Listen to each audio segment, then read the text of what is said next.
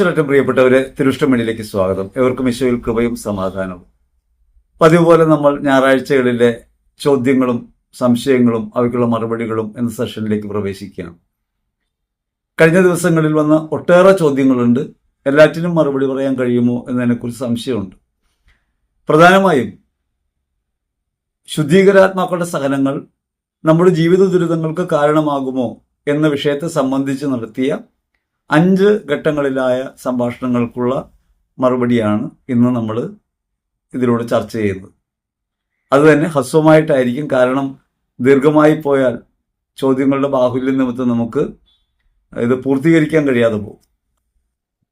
ഓരോ ചോദ്യങ്ങളും വായിക്കാം, വായിച്ചിട്ട് അവയ്ക്കുള്ള മറുപടികൾ പറയാം, ഓരോ ഘട്ടമായിട്ട് പറയാം. Brother, what you are telling is totally wrong. ഒരഭിപ്രായത്തിൻ്റെ ആദ്യമാണ്. നമ്മൾ പറയുന്നതിൽ ഏത് കാര്യമാണ് തെറ്റെന്ന് പറയണം. നിങ്ങൾ പറയുന്നത് മുഴുവൻ ശരിയല്ല എന്ന് പറഞ്ഞാൽ പിന്നെ നമുക്ക് ഉത്തരം പറയാനൊന്നുമില്ല, മറുപടിയില്ല. നിങ്ങളെ ശരിയല്ല, അങ്ങനെയാണല്ലോ. ഒരു സംഭാഷണം കേൾക്കുമ്പോൾ അതിൽ പറഞ്ഞ ഏത് ആശയത്തെയാണ്, നമ്മളിപ്പോൾ ഒരു സംഭാഷണത്തെ എടുത്താണല്ലോ സംസാരിച്ചത്. അതെടുക്കുമ്പോൾ വള്ളിപുള്ളി വിടാതെ അത് മുഴുവൻ നോക്കിയിട്ട് അതിലുള്ള ഓരോ കാര്യങ്ങൾക്കുമുള്ള സത്യവിരുദ്ധതയെക്കുറിച്ചാണ് നമ്മൾ സംസാരിച്ചത്. രണ്ടാമത്തെ അദ്ദേഹത്തിൻ്റെ സെന്റൻസ് വായിക്കാം. If my parents committed sins I will have the impact of that sin. ഇത് ഒരു പഴയ നിയമ പ്രബോധനമാണ്. നിങ്ങളുടെ പിതാവിൻ്റെ പാപങ്ങൾക്ക് നിങ്ങൾ ഉത്തരവാദിയാവും എന്നുള്ളത്. എസെക്കിയേൽ പ്രവചനം തന്നെ പറയുന്നുണ്ട്, പിതാക്കന്മാർ പച്ചമുന്തിരിങ്ങ തിന്നാൽ മക്കളുടെ പല്ല് പുളിക്കുന്നത് എങ്ങനെ. പ്രവാചകൻ യഹൂദ നിയമകാലത്തെ ഒരു കാര്യത്തെ ചോദ്യം ചെയ്യുകയാണ്. അതാണ് പ്രവാചകന്മാരുടെ ദൗത്യം. യേശു പ്രത്യേകമായിട്ട് പറയുന്നുണ്ട്, വിശുദ്ധ യോഹന്നാൻ സുവിശേഷം 9-ാം അധ്യായത്തിൽ അന്ധനെ സുഖപ്പെടുത്തുമ്പോൾ ഇവന്റെ രോഗം ഇവന്റെയോ ഇവന്റെ മാതാപിതാക്കളുടെയോ പാപം നിമിത്തമല്ല, ദൈവമഹത്വം വെളിപ്പെടാനാണ്. ഈ 2 കാര്യങ്ങൾ മാത്രം ഓർത്താൽ അതിനൊരു ഉത്തരവാകും എന്നാണ് പ്രതീക്ഷിക്കുന്നത്. My ancestral sin will fall on me as sin as well as curses. ഇത് അദ്ദേഹത്തിന് വിശ്വസിക്കാം, നമുക്കതിനെ എതിർക്കാൻ കഴിയില്ല. പക്ഷേ നമ്മുടെ പൂർവ്വപിതാക്കന്മാരുടെ പാപങ്ങളോ അവരുടെ ശാപങ്ങളോ നമ്മുടെ മേൽ പതിക്കില്ല. ഈ പാപവും ശാപവും നമ്മുടെ മേൽ ഫലിക്കില്ല എന്നത് ക്രിസ്തുവിൽ അത് നീക്കം ചെയ്യപ്പെട്ടതുകൊണ്ടാണ്. ക്രിസ്തുവിന് മുമ്പ് ആ വിശ്വാസത്തിലായിരുന്നു. എന്നാൽ യേശു ക്രിസ്തുവിൽ പാപങ്ങളും ശാപങ്ങളും നീക്കം ചെയ്യപ്പെടുന്നു, അതിന്റെ ആധിപത്യം അവസാനിക്കുന്നു. ഈ പൂർവിക പരമ്പരയുടെ പാപം എന്നത് അവസാനിക്കുന്നു, അതേപോലെ തന്നെ ശാപങ്ങളും അവസാനിക്കുന്നു എന്നാണ് വിശുദ്ധ ഗ്രന്ഥം നമ്മെ പഠിപ്പിക്കുന്നത്. സഭാപ്രബോധനവും അങ്ങനെയാണ് പഠിപ്പിക്കുന്നത്. വ്യക്തിഗതമായ ഒരാൾക്ക് മറ്റു തരത്തിൽ ചിന്തിക്കാം, പക്ഷെ ഞാൻ പറഞ്ഞത് എൻ്റെ സ്വന്തം അഭിപ്രായമല്ല, അത് സത്യസഭ എങ്ങനെ പഠിപ്പിക്കുന്നു എന്നതിനെ സംബന്ധിച്ചാണ്. As we are getting the wealth of parents through inheritance through the same way their sin will as well. അതായത് പൂർവ്വപിതാക്കന്മാരുടെ സ്വത്ത് നമുക്ക് ലഭിക്കുന്നുണ്ടല്ലോ, അത് അനുസരിച്ചാണെങ്കിൽ അവരുടെ പാപങ്ങളും ലഭിക്കുമെന്നാണ്. പാപം എന്ന് പറയുന്നതും അതിക്രമം എന്ന് പറയുന്നതും 2ആണ്. നാം ഈ ഭൂമിയിൽ ആർജിക്കുന്നവയും ചെയ്യുന്ന പ്രവൃത്തികളും അവ ഒരു പ്രവൃത്തി എന്ന നിലയ്ക്ക് നിൽക്കും. ഒന്ന്, അതിൻ്റെ പാപവശമുണ്ട്. പാപം വ്യക്തിപരമായ ഉത്തരവാദിത്വമാണ്. ദൈവവും നമ്മളുമുള്ള ഉടമ്പടിയുടെ ലംഘനമാണ് പാപം. ദൈവം നമ്മെ സ്നേഹിക്കുന്നു, പ്രതിസ്നേഹം ഉണ്ടാകുന്നില്ല. ക്രിസ്തുവിനെ സ്നേഹിക്കുന്നതിനേക്കാൾ ഉപരിയായി ലോകത്തെ സ്നേഹിക്കുന്നതാണ് പാപകാരണം. അപ്പോൾ പാപം വ്യക്തിപരമാണ്. അത് തനത് വിധിയിൽ ചോദ്യം ചെയ്യപ്പെടുകയും ആ തനത് വിധിയിൽ അതനുസരിച്ച് വിധി ഉണ്ടാകുകയും ചെയ്യും. അങ്ങനെയാണ് ശുദ്ധീകര സ്ഥലം, നരകം, പറുദീസ എന്നീ അവസ്ഥകൾ ഉണ്ടാകുന്നത്. അതുകൊണ്ട് നമുക്ക് ഏറ്റവും എളുപ്പത്തിൽ മനസ്സിലാക്കാവുന്ന ഒരു കാര്യം, നമ്മുടെ ഒരു പ്രവൃത്തി അതിൻ്റെ അനുരണനങ്ങൾ ഉണ്ടാക്കും, പ്രതിബിംബനങ്ങൾ അഥവാ അതിൻ്റെ പരിണിത ഫലങ്ങൾ. അത് പ്രവൃത്തിയുടേതാണ്. ഇപ്പം സമ്പത്ത് എന്ന് പറയുന്ന ഭൂമിയിൽ ആർജിക്കുന്നത് മാത്രമാണ്. ഈ ഭൂമിയെ സംബന്ധിച്ച് നമ്മൾ കാര്യം മനസ്സിലാക്കണം, ഇവിടെ കടന്നു പോകാനുള്ള ഒരു ഇടം മാത്രമാണ്. ഇവിടെ നാം ചെയ്യുന്നതൊന്നും നിലനിൽക്കുന്നതല്ല. ആത്മാവിന് അതുമായി ഗുണകരമായൊന്നുമില്ല. ഭൂമിയിൽ അതിൻ്റെ പരിണിത ഫലങ്ങൾ ശേഷിക്കും എന്ന് പറയുന്നത് ആ പ്രവൃത്തിയുടെ പരിണിത ഫലങ്ങളാണ്, കോൺസിക്വൻസ് ആണ്, പാപത്തിൻ്റെ ഫലമല്ല. അതുകൊണ്ട് സമ്പത്ത് എന്ന് പറയുന്നത് ഒരാളിൽ നിന്ന് വേറൊരാളിലേക്ക് എടുത്തു മാറ്റാമെന്നല്ലാതെ സമ്പത്ത് ഇല്ലാത്ത ഒന്നിനെ സൃഷ്ടിക്കുകയല്ല, ഉള്ളതിനെ തന്നെ അങ്ങോട്ടും ഇങ്ങോട്ടും ഒക്കെ കൈമാറ്റം ചെയ്യുന്നതിൽ വരുന്ന പിഴവാണ്. ആ കൈമാറ്റം ചെയ്യുന്നതിൽ വരുന്ന പിഴവ് ക്രിസ്തുവുമായുള്ള സ്നേഹത്തിന് വിരുദ്ധമായി വരുമ്പോഴാണ് അത് പാപമായിട്ട് മാറുന്നത്. അപ്പൊ അതുകൊണ്ട് സമ്പത്ത് ഉണ്ടാക്കി വെച്ചാൽ ആ സമ്പത്ത് മറ്റുള്ളവർ അനുഭവിക്കും. ആ സമ്പത്ത് ഇവിടുത്തെ നിയമവ്യവസ്ഥ അനുസരിച്ചാണ് ഇവിടെ മക്കൾക്ക് ഇപ്പോൾ കിട്ടുന്നത്. ഒരു കാലത്ത് മരുമക്കത്തായിരുന്നു, ഇപ്പോൾ അത് മക്കൾക്ക് കിട്ടുന്നു. പല രാജ്യങ്ങളിലും അത് സർക്കാരിലേക്ക് ചെന്ന് തരുന്ന സ്ഥിതിയുണ്ട്. അപ്പോൾ ഭൂമിയിൽ സമ്പത്ത് എന്നത് കേവലമായി നമുക്കിവിടെ ഉപജീവനത്തിന് അല്ലെങ്കിൽ അതിജീവനത്തിന് ഉപയോഗിക്കാവുന്ന ഒരു വസ്തു മാത്രമാണ്. ആത്മാവ് അങ്ങനെയല്ല, ആത്മസ്വരൂപമാണ് ദൈവത്തിൻ്റെ. സീസറിന് നികുതി കൊടുക്കണമോ എന്നൊരു ചോദ്യത്തിന് ഉത്തരം പറയുമ്പോൾ ക്രിസ്തു അത് പറയുന്നു. സീസറിന് നികുതി കൊടുക്കണം എന്നത് ആ നാണയം നോക്കിയിട്ടേ പറയാൻ പറ്റും. നാണയത്തിൽ ഒരു വശം സീസറിന്റെ തലയാണ്, ഒരു വശത്ത് ലിഖിതമാണ്. അപ്പോൾ ആ നാണയത്തിലെ ലിഖിതവും രൂപവും ആരുടേതാണ്? അപ്പോൾ പറയും അത് സീസറിൻ്റെത്. സീസറിനുള്ളത് സീസറിന് കൊടുക്കുക. നിന്റെ അകത്തുള്ള ലിഖിതവും രൂപവും ആരുടേതാണ്? ഏത് സാദൃശ്യമാണ്? അത് ദൈവത്തിൻ്റെതാണ്, ദൈവത്തിന് കൊടുക്കുക. അതാണ് യേശു കുരിശിൽ കിടന്നുകൊണ്ട് പിതാവിൻ്റെ ആത്മാവിനെ അങ്ങയുടെ കരങ്ങളിൽ ഞാൻ സമർപ്പിക്കുന്നു. ആത്മാവ് ദൈവത്തിൻ്റെ കരങ്ങളിലേക്ക് പോകേണ്ടതാണ്. അപ്പോൾ ആത്മാവിനെ സംബന്ധിച്ച ഒന്നാണ് പാപം. ഭൗമികമായ വസ്തുക്കൾ ആരാണോ ഉടമാവകാശിയായിട്ടുള്ളത് അയാൾക്ക് കൊടുക്കുക. അപ്പോൾ അത് ഈ തുടർന്നു വരുന്നൊരു കാര്യമോ അല്ലെങ്കിൽ സ്വത്ത് വിഭജനം ചെയ്യുന്നൊരു കാര്യം പോലെ വിഭജനം ചെയ്യാവുന്ന ഒന്നും അല്ല പാപം എന്നറിയണം. ആത്മാവിൻ്റെ രക്ഷയെ സംബന്ധിച്ച കാര്യത്തിൽ വ്യക്തിപരമായ ഉത്തരവാദിത്വമാണുള്ളത്, അത് പകർന്നു കൊടുക്കാവുന്നതല്ല. ഇപ്പൊ അങ്ങനെ പറഞ്ഞു വന്നാൽ വേറൊരു കുഴപ്പം കൂടി സംഭവിക്കും. ഈ ആത്മാവ് നരകത്തിലാണ് പോണെങ്കിലോ? നരകത്തിൽ നിത്യദണ്ഡനയാണ്. അങ്ങനെ നരകത്തിലുള്ള മരണാർഹമായ പാപം ചെയ്തിട്ടുള്ള പാപങ്ങൾ നമ്മൾ ചുമക്കേണ്ടി വരില്ലേ? അങ്ങനെ പാപത്തിന്റെ ചുമടെടുക്കുന്നവരല്ല നമ്മളെന്നാണ് ക്രിസ്തു പഠിപ്പിക്കുന്നത്. അതേപോലെ തന്നെ സഭയും പഠിപ്പിക്കുന്നു. പാപം ഇങ്ങനെ പകർന്നു കിട്ടുന്ന ഒരു കാര്യമല്ല. ആദിപാപത്തെ സംബന്ധിച്ച കാര്യത്തിൽ വ്യത്യസ്തതയുണ്ട്. അത് ഒരു പ്രവൃത്തി വഴിയുള്ള പാപമല്ല, ഒരു പാപാസക്തിയാണ്, പാപം ചെയ്യാനുള്ള പ്രേരണയാണ്. ജന്മഭാവത്തെക്കുറിച്ച് വേറൊരു ഘട്ടത്തിൽ പറയാനുള്ളത് കൊണ്ട് അതിനെക്കുറിച്ച് കൂടുതൽ വിശദീകരിക്കുന്നില്ല. ഈ ബോധ്യം അദ്ദേഹത്തിനുള്ളത് അദ്ദേഹത്തിന്റെ ബോധ്യമായിട്ടിരിക്കട്ടെ, പക്ഷെ അത് സഭാപ്രബോധനവുമായി ചേർന്ന് പോകുന്നതല്ല. അതുകൊണ്ടാണ് അതിനെ അങ്ങനെ തന്നെ പറയുന്നത്. It is a fact, but if we pray for them by offering mass and rosary the impact can be minimised and the ancestors will get salvation. വീണ്ടും അദ്ദേഹം പറയുന്നത്, നമ്മളിങ്ങനെ പ്രാർത്ഥിക്കുമ്പോൾ ജപമാല ചൊല്ലുകയും പരിശുദ്ധ കുർബാന അർപ്പിക്കുകയൊക്കെ ചെയ്യുമ്പോൾ നമുക്ക് വരുന്ന ഈ ദുരന്തങ്ങളുടെ കട്ടി കുറയും, അതിൻ്റെ ഭാരം കുറയും. അതേപോലെ ആത്മാക്കൾ രക്ഷ പ്രാപിക്കുന്നു. ആത്മാക്കൾ രക്ഷ പ്രാപിക്കാനായി നമ്മൾ നമ്മുടെ ജീവിത സഹനങ്ങളെയും പ്രവൃത്തികളെയും പരിശുദ്ധ കുർബാനയിൽ കാഴ്ചവെക്കുമ്പോൾ, പരിശുദ്ധ കുർബാനയിൽ അവർക്ക് വേണ്ടി പ്രാർത്ഥിക്കുമ്പോൾ അവർക്ക് പകരമായി നമ്മൾ നിൽക്കുന്നു. അങ്ങനെ പകരം നിന്ന് അവരെ വിമോചിപ്പിക്കാൻ നമ്മൾക്ക് കഴിയും. ഈശോ ഇങ്ങനെ പകരം വെച്ചിട്ടാണ്, തന്നെ പകരം വെച്ചിട്ടാണ് രക്ഷ അനുഭവമാക്കുന്നത്. യേശുവിൽ ഈ പ്രവൃത്തി നമുക്ക് തുടരാൻ കഴിയും. അതുകൊണ്ടാണ് ശുദ്ധീകരാത്മാക്കൾക്ക് വേണ്ടി പ്രാർത്ഥിക്കുമ്പോൾ അവർക്ക് മോചനം ഉണ്ടാകുന്നത്. അത് നമ്മുടെ ജീവിതത്തിലെ ദുരിതങ്ങളെ കുറയ്ക്കാൻ വേണ്ടിയുള്ള പ്രാർത്ഥനയല്ല. നമ്മുടെ ജീവിതത്തിലെ ദുരിതങ്ങൾ കുറയ്ക്കണമേ എന്ന് നമ്മൾ പറയുമ്പോൾ യഥാർത്ഥത്തിൽ നമുക്ക് ദൈവം തരുന്ന അവസരങ്ങളെ സ്വീകരിക്കാതെ പോകലാണ്. കടുത്ത സഹനം ഉണ്ടാകുന്ന സമയത്ത് യേശു പിതാവിൻ്റെ സന്നിധി പ്രാർത്ഥിക്കുന്നുണ്ട്, പിതാവേ ഈ പാനപാത്രം മാറ്റണമേ, എന്നിട്ട് പറയുന്നത് നിന്റെ ഇഷ്ടം സംഭവിക്കട്ടെ എന്നാണ്. യോഹന്നാൻ സുവിശേഷം 12-ാം അധ്യായത്തിൽ 27-28 തിരുവചനങ്ങൾ നമുക്ക് കാണാം. അവിടെ യേശു പറയുന്നുണ്ട്, ഈ ഭാരം കണ്ടിട്ട് ഭയക്കുന്നുണ്ട്, എന്നിട്ട് എന്താണ് ഞാൻ പ്രാർത്ഥിക്കേണ്ടത്? എന്നിട്ട് അവിടെ നിന്ന് അവസാനം പറയുന്നത്, ഈ മണിക്കൂറിലേക്കാണ് ഞാൻ വന്നത്, അതുകൊണ്ട് അങ്ങയുടെ നാമം മഹത്വപ്പെടുത്തിയാൽ മതി. സഹന നിമിഷങ്ങളിൽ അങ്ങയുടെ നാമം മഹത്വപ്പെടുത്തണമേ എന്ന് പ്രാർത്ഥിക്കുകയും ദൈവമഹത്വത്തിനായി സഹനങ്ങൾ കാഴ്ചവെക്കുകയും ചെയ്യുക എന്നുള്ളതാണ് മാർഗം. സഹനങ്ങളെ തട്ടിമാറ്റാനുള്ള ഉപാധിയായി കുർബാനയെ കാണുന്നത് ഒരു തെറ്റിദ്ധാരണയാണ് എന്നും കൂടി ഇവിടെ പറയേണ്ടതുണ്ട്. Check what holy mother told the children in Fatima. Fatima സന്ദേശം എല്ലാവർക്കും അറിവുള്ളതാണ്. അവിടെ നരകഭാവത്തിൽ വീണവരെ കാട്ടിക്കൊടുക്കുന്നുണ്ട്, പാപങ്ങൾക്ക് വേണ്ടി പ്രാർത്ഥിക്കാൻ പറയുന്നുണ്ട്, മാനസാന്തരത്തിന് വേണ്ടി പ്രാർത്ഥിക്കാൻ പറയുന്നുണ്ട്, 3 രഹസ്യങ്ങൾ വെളിപ്പെടുത്തുന്നുണ്ട്. അവിടെയൊന്നും ശുദ്ധീകരാത്മാക്കളുടെ ദുരിതങ്ങൾ നമുക്ക് ഭാരമായി വരുമെന്നോ ശുദ്ധീകരാത്മാക്കൾക്ക് കൂടി പ്രാർത്ഥിക്കുമ്പോൾ നമ്മുടെ ഭാരങ്ങൾ കുറയുമെന്നോ ഇല്ല.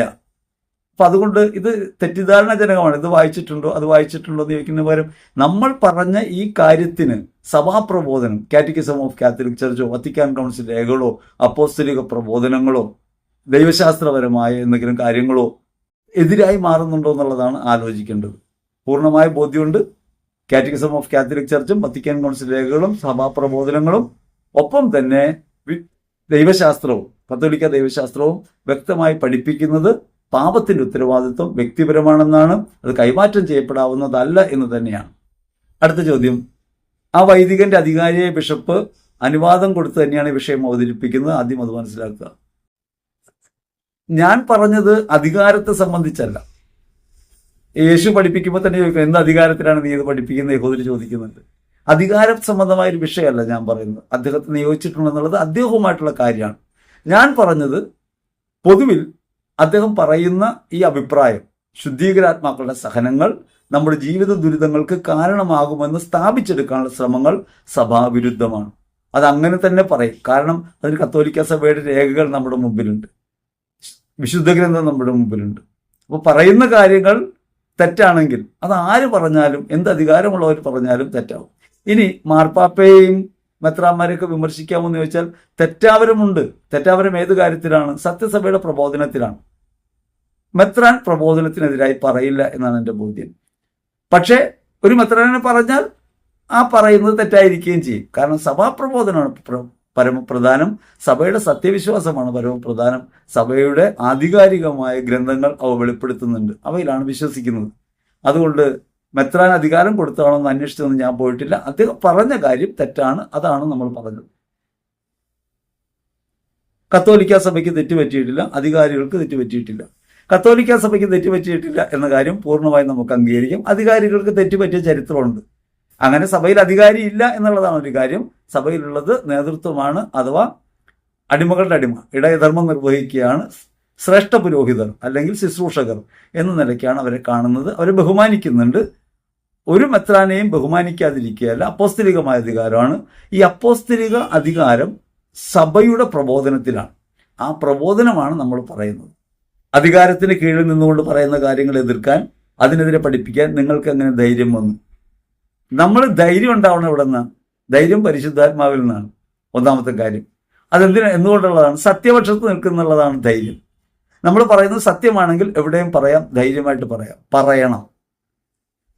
പിന്നെ ധൈര്യം എവിടെ നിന്ന് വെച്ചാൽ മരണത്തെ ഭയമില്ല, ഈ ലോകത്തെ ഭയമില്ല, അതുകൊണ്ടാണ് ധൈര്യം. അതൊരാളെ എതിർക്കാനോ സഭയുടെ പ്രബോധനങ്ങളെ എതിർക്കാനല്ല. സഭയുടെ പ്രബോധനത്തെ എതിർത്ത് ഒന്നും സംസാരിച്ചിട്ടില്ല എന്ന് ഉത്തമ ബോധ്യം നമുക്കുണ്ട്. ഇത് ദൈവത്തിന്റെ കോപം വരുത്തി വയ്ക്കുമെന്ന് മനസ്സിലാക്കുക. എനിക്കതിനെക്കുറിച്ച് സന്തോഷമാണ് പറയാനുള്ളത്. ദൈവത്തിന്റെ സന്നിധിയിലാണ് നിൽക്കുന്നതെന്ന് ഉത്തമ ബോധ്യം നമുക്കുണ്ട്. പിന്നെ ഇങ്ങനെ ശാപവാക്കൾ, ദൈവത്തിന്റെ കോപം വരും, നിങ്ങൾ തകർക്കപ്പെടും എന്നൊക്കെ പറയുന്ന അനേകരുണ്ട്. നമുക്കതിനെക്കുറിച്ചൊന്നും വലിയ ഭയമില്ല. കാരണം ദൈവത്തിന്റെ സന്നിധിയിലാണ്, ദൈവത്തിനറിയാം. ആ ഒരു ബോധ്യത്തിൽ തന്നെയാണ് സംസാരിക്കുന്നത്. പറയുന്ന കാര്യങ്ങളിൽ നമുക്കെന്തെങ്കിലും ദുഷ്ടലാക്കുണ്ടാകുമ്പോഴാണ് നമുക്ക് ഭയം ഉണ്ടാകേണ്ടത്. തെറ്റ് ചെയ്യുന്നവരാണ് ഭയപ്പെടേണ്ടത്. തെറ്റ് ചെയ്യുന്നില്ല എന്ന് ബോധ്യമുണ്ടെങ്കിൽ ഭയമില്ല. ഇക്കാര്യത്തിൽ സഭയുടെ പ്രബോധനം പറയുന്നതുകൊണ്ടാണ് നമുക്ക് ഉറപ്പ് തെറ്റ് പറ്റിയിട്ടില്ല എന്ന്. അതുകൊണ്ട് ഭയമില്ല. അടുത്ത ചോദ്യം, ഇങ്ങനെ ഒരു പാപഭാരമില്ലെങ്കിൽ ഉത്ഭവപാപത്തിന്റെ കോൺസെപ്റ്റ് എങ്ങനെ സ്വീകരിക്കാനാകും? ആദത്തിന്റെ പാപം എങ്ങനെ മനുഷ്യരിലേക്ക് വന്നു? ഇത് ഒരു ദീർഘമായി പറയേണ്ട വിഷയമാണ്. ജന്മപാപം എന്ന നിലയ്ക്ക് നേരത്തെ പറഞ്ഞിട്ടുള്ളതാണ്, എങ്കിലും വീണ്ടും ഒരു വീഡിയോ നമുക്ക് ചെയ്യാം, അതിൽ വ്യക്തമായിട്ട് പറയാം. അത് ഒറ്റവാക്കി പറയാവുന്ന ഉത്തരവല്ല. ചില ചോദ്യങ്ങൾ ചെറുതായിരിക്കും, പക്ഷെ ഉത്തരങ്ങൾ വളരെ വിശദമായി പറയുമ്പോൾ മാത്രമേ മനസ്സിലാവൂ എന്നതുകൊണ്ടാണ് ഈ ചോദ്യത്തിന് ഉത്തരം പറയാത്തത്. ഒരു കാര്യം മനസ്സിലാക്കേണ്ടത്, ഒരു കാരണവശാലും പാപഭാരം ഇങ്ങനെ പകരപ്പെടുന്നതല്ല എന്ന് സഭ പഠിപ്പിക്കുന്നുണ്ട്. ജന്മപാപം എന്നത് ഈ പ്രവൃത്തി വഴിയുള്ളൊരു പാപമല്ല, അതൊരു പാപാസക്തിയാണ്. അത് നീക്കം ചെയ്യപ്പെടുന്നുണ്ട്. കത്തോലിക്കരായ നമ്മൾ മാമോദീസ സ്വീകരിക്കുമ്പോൾ അത് നീക്കം ചെയ്യപ്പെടുന്നുണ്ട്. ഉത്ഭവഭാവമില്ലാതെ ജനിച്ച മറിയവുമുണ്ട്. ഉത്ഭവഭാവം നീക്കം ചെയ്യപ്പെടുന്നുണ്ടെന്ന് മനസ്സിലാക്കണം. പാപച്ചാച്ചിലുകൾ നിലനിൽക്കുമ്പോഴും വിശ്വാസിയായ ഒരാൾ, കത്തോലിക്ക വിശ്വാസപ്രകാരം മാമോദീസ സ്വീകരിച്ച ഒരാൾ നിശ്ചയമായും ഉത്ഭവഭാവത്തിൽ നിന്ന് വിമോചനം പ്രാപിക്കുന്നുമുണ്ട്. ആ നിലയ്ക്ക് കൂടി നോക്കിയാൽ ഒരു കാരണവശാലും നമുക്ക് ഈ തുടർച്ച പറയാൻ കഴിയില്ല. ഇനി ജന്മഭാവത്തെക്കുറിച്ച് വീണ്ടും ഒരു സെഷനിൽ വ്യക്തമായി നമുക്ക് പറയാം. റോമ 5:14 എന്ന് മാത്രമേ ഉള്ളൂ ഒരു കമന്റ്. ആദത്തിന്റെ പാപത്തിന് സദൃശ്യമായ പാപം ചെയ്യാതിരുന്നവരുടെ മേൽ പോലും ആദത്തിന്റെ കാലം മുതൽ നോഹയുടെ കാലം വരെ മരണം ആധിപത്യം പുലർത്തി. ആദം വരാനിരുന്നവന്റെ പ്രതിരൂപം മാത്രമാണ്. അതിന്റെ താഴെ എങ്ങനെയാണ് ആ പാപത്തെ മറികടന്നതെന്നും ക്രിസ്തു എങ്ങനെയാണ് വിമോചനം നൽകിയെന്നും ഒരുവന്റെ അനുസരണം മൂലം ഒരു അനുസരണക്കേട് എങ്ങനെയാണ് പരിഹാരം ചെയ്തതെന്നും മരണത്തെ എങ്ങനെയാണ് നീക്കിയെന്നും വ്യക്തമായി പഠിപ്പിക്കുന്നുണ്ട്. അതെന്തുദ്ദേശത്തിലാണ് പറഞ്ഞതെന്നറിയില്ല, എങ്കിലും അതിന്റെ ബാക്കി ഭാഗം ഇങ്ങനെയാണെന്ന് കൂടി ഓർക്കുക. അസൂയയ്ക്ക് മരുന്നില്ല. അത് ആരെ ഉദ്ദേശിച്ചാണ് പറഞ്ഞതെന്നറിയില്ല. എനിക്ക് ഇത്തരം പ്രഘോഷകരോട് അസൂയ ഉണ്ടാവേണ്ട കാര്യം എന്താണെന്ന് എനിക്കറിയില്ല, അത് വിടാം. പക്ഷെ അസൂയയ്ക്ക് മരുന്നുണ്ട്. അസൂയയുടെ മരുന്ന് ഉപവിയാണ്, സഹോദര സ്നേഹമാണ്. അത് കത്തോലിക്ക സഭ പഠിപ്പിക്കുന്ന കാര്യമാണ്. അപ്പം അസൂയയ്ക്ക് മരുന്നില്ല എന്ന പഴയ പല്ലവി പാടേണ്ട കാര്യമില്ല. അസൂയയ്ക്ക് മരുന്നുണ്ട്, ഉപവിയാണ്, സഹോദര സ്നേഹമാണ്.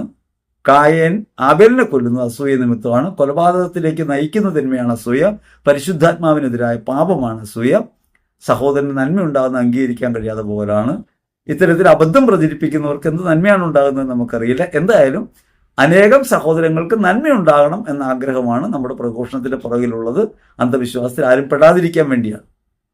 സത്യം വിശ്വസിക്കാൻ ആളുകൾക്ക് ബുദ്ധിമുട്ടാണ്. കാരണം ഇങ്ങനെയുള്ള ഭാവനകൾ നിരന്തരമായി പഠിപ്പിച്ചു വിടുന്നത് പുരോഹിതർ തന്നെയാണ്. മറ്റു പല കാര്യങ്ങളിലും ഉൾപ്പെട്ട നേതൃത്വത്തിന് ഇതൊന്നും നോക്കാൻ നേരവുമില്ല. കേരളത്തിൽ വിശ്വാസം ദുഷിക്കപ്പെടുകയാണ്. ഇതിൽ ഒരു കാര്യം നമുക്ക് അംഗീകരിക്കാം, സത്യവിശ്വാസം പഠിപ്പിക്കാൻ അധികാരമുള്ളവർ അല്ലെങ്കിൽ കടപ്പെട്ടവരാണ് ഇത്തരം കാര്യങ്ങൾ പറയുന്നത് എന്ന് നമുക്ക് പറയാം. പക്ഷെ എല്ലാവരും അല്ല, ചില ആളുകൾ പറയുന്നു എന്നേ ഉള്ളൂ. അതിപ്പോൾ സത്യവിശ്വാസം പഠിപ്പിക്കാൻ കടപ്പെട്ടവർ അങ്ങനെ തെറ്റായ കാര്യങ്ങൾ പഠിപ്പിക്കാം, സഹജമാണ്. ഇനി ഇതൊന്നും നോക്കാൻ നേതൃത്വത്തിന് നേരമില്ല എന്ന് നമ്മൾ പറയണ്ട. കാരണം സഭ ഒരു കാര്യം പഠിക്കുന്ന സമയം എടുത്തിട്ടാണ്. അപ്പോൾ എത്ര കാലം കൊണ്ടായിരിക്കും ഒരു കാര്യത്തിൽ ഉത്തരം ഉണ്ടാകുക എന്ന് നമുക്കറിയില്ല. അതുകൊണ്ട് ഇതെല്ലാം സഭയുടെ മുമ്പിലുണ്ട്. നമ്മൾ പറയുന്നതും ഇത്തരത്തിലുള്ള അബദ്ധ പ്രബോധനങ്ങളൊക്കെ സഭയുടെ മുമ്പിലുണ്ട്. സഭ തക്ക സമയത്ത് ഇടപെടുകയും വിശദീകരണം നൽകുകയൊക്കെ ചെയ്യുന്നതാണ് നമ്മുടെ പ്രതീക്ഷ. അവർ പല കാര്യങ്ങളിലും വ്യാപൃതരായതുകൊണ്ട് അവർക്ക് ഇതൊന്നും നോക്കാൻ നേരമില്ല എന്നൊക്കെ സാമാന്യമായി പറയുന്ന ആക്ഷേപങ്ങൾ നമ്മൾ ഉപേക്ഷിക്കുകയാണ് നല്ലത്. ഇനി കേരളം ഇങ്ങനെ നശിച്ചു പോവാണ് എന്നും കരുതണ്ട. ഇത് ലോകത്താകമാനം വിശ്വാസം എന്നതിന് എപ്പോഴും അപഭ്രംശം ഉണ്ടാവാറുണ്ട്, അന്ധവിശ്വാസങ്ങൾ അതിനെ ഭരിക്കാറുണ്ട്. അപ്പം അതിനെ നമ്മൾ ആ നിലയ്ക്ക് കണ്ടാൽ മതി. ഇത് കേരളത്തിന് മാത്രം ഒരു പ്രത്യേകമായ കാര്യമല്ല. കേരളത്തിൽ ഇത്തരം പ്രഘോഷണങ്ങൾ പലയിടത്തു നിന്നും കടമെടുത്ത് വരുന്നുണ്ട്. ഇപ്പോൾ വർഷങ്ങൾക്ക് മുമ്പ് വന്നതാണ് കുടുംബവൃക്ഷം. അത് ഈ അടുത്ത കാലത്താണ് കേരളത്തിൽ പ്രചാരം നേടുന്നത്. ഇങ്ങനെ പലതും എടുത്തുകൊണ്ട് വന്ന് ഇവിടെ പ്രയോഗിച്ച് നോക്കുന്നു എന്നുള്ളത് വിശ്വാസം പഠിപ്പിക്കുന്നതിൽ വരുന്ന പിഴവാണ്. അപ്പോൾ അതിനെ പിഴവായിട്ട് കണ്ടാൽ മതി. നിങ്ങളെക്കൊണ്ട് സാധിക്കില്ല, പക്ഷെ സത്യമെന്നും സത്യമായിരിക്കും. അതിനെ ലഘൂകരിച്ച് കാണുകയുമില്ല. നിങ്ങളുടെ പ്രവൃത്തിയെ ദൈവം തന്നെ വിധിക്കട്ടെ. നിങ്ങൾക്ക് തെറ്റുപറ്റി 100%. എന്താണ് ആ പറഞ്ഞതിൻ്റെ അർത്ഥം എന്നറിയില്ല. നിങ്ങൾക്ക് സാധിക്കില്ല, അത് ഒരു അണ്ടർഎസ്റ്റിമേഷൻ ആയിപ്പോയി. ഇത് എനിക്ക് സാധിക്കുന്ന കാര്യമല്ലോ. സത്യസഭയുടെ പ്രബോധനം നമ്മൾ പറയുമ്പോൾ ആ പ്രബോധനം വിജയിക്കില്ലെന്നാണ് പറയുന്നതെങ്കിൽ അത് ഭയങ്കര കഷ്ടമായിപ്പോയി. നമ്മൾ പറയുന്നത് സഭ പഠിപ്പിക്കുന്ന കാര്യമാണ്, അല്ലാതെ സ്വന്തമായ ഒരു കൃതി ഇതിനകത്ത് ചേർക്കുന്നില്ല. ഞാൻ പറഞ്ഞിട്ടുണ്ട് പലപ്പോഴും, എനിക്ക് അങ്ങനെ സ്വന്തമായി എഴുതുന്നൊരു മേഖല വേറെ ഉണ്ട്, അത് സാഹിത്യമാണ്. അപ്പോൾ സാഹിത്യത്തിനകത്ത് ഞാൻ എൻ്റെ ഇഷ്ടങ്ങളൊക്കെ എഴുതും.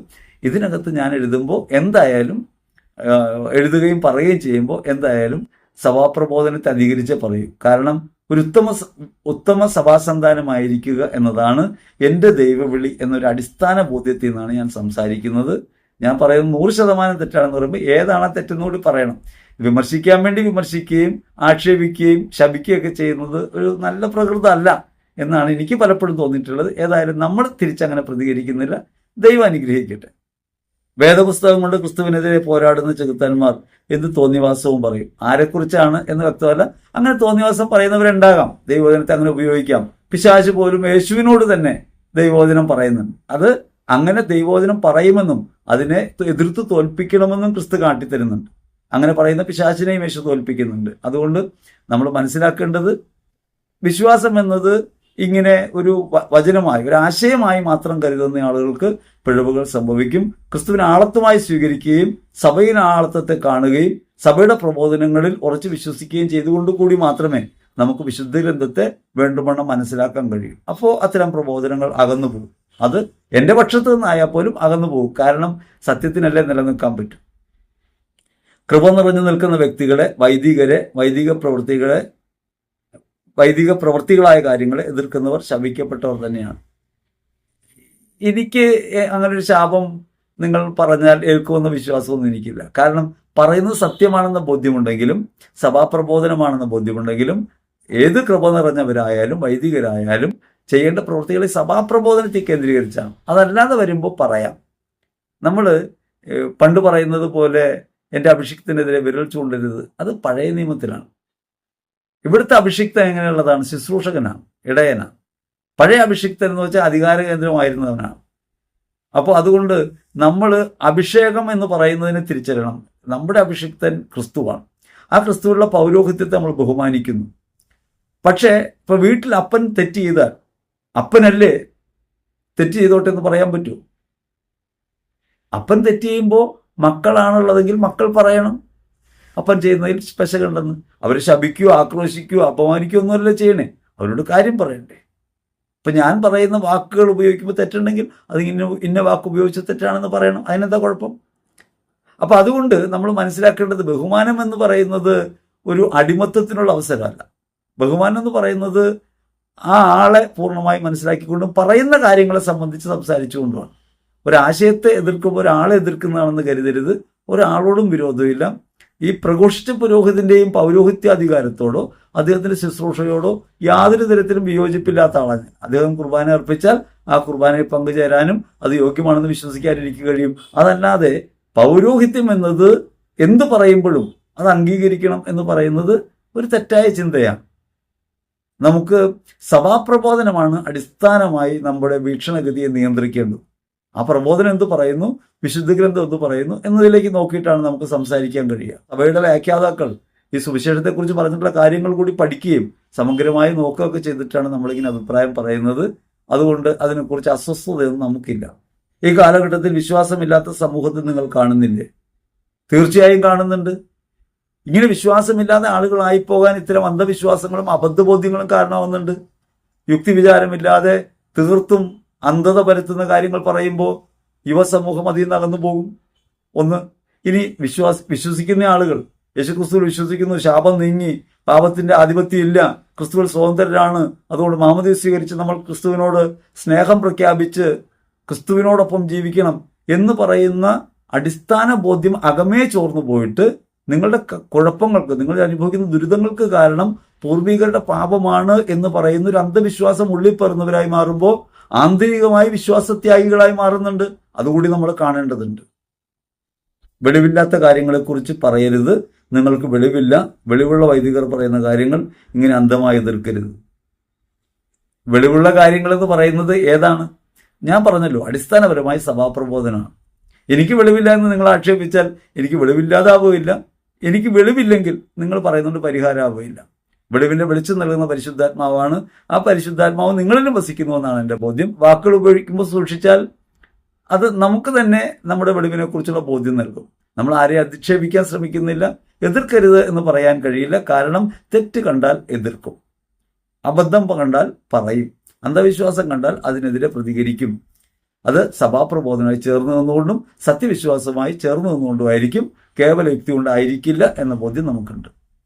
ഈ ഭൂമിയിൽ നമ്മുടെ മാതാപിതാക്കൾ കൊലപാതകം ചെയ്തിട്ടുണ്ടെങ്കിൽ അവരും മാത്രമാണോ അതിൻ്റെ വിഷമം അനുഭവിക്കുന്നത്? മക്കളുമാരുടെ ബന്ധുക്കളും മാന്യരായല്ലേ ഈ ഭൂമിയിൽ ജീവിക്കുന്നത്? ഈ പറയുന്ന ആളിൽ നിന്ന് മനസ്സിലാക്കാത്തത് എന്താണ്? ഒരു കൊലപാതകം ചെയ്യുന്ന ആളുടെ മക്കൾ അതിൻ്റെ അപമാന ഭാരവും ദുരിതമൊക്കെ വഹിക്കും. ഞാൻ തിരിച്ചു ചോദിക്കട്ടെ, കൊല്ലപ്പെട്ട ആളുടെ മക്കളോ? അവരെന്ത് പാപം ചെയ്തിട്ടാ?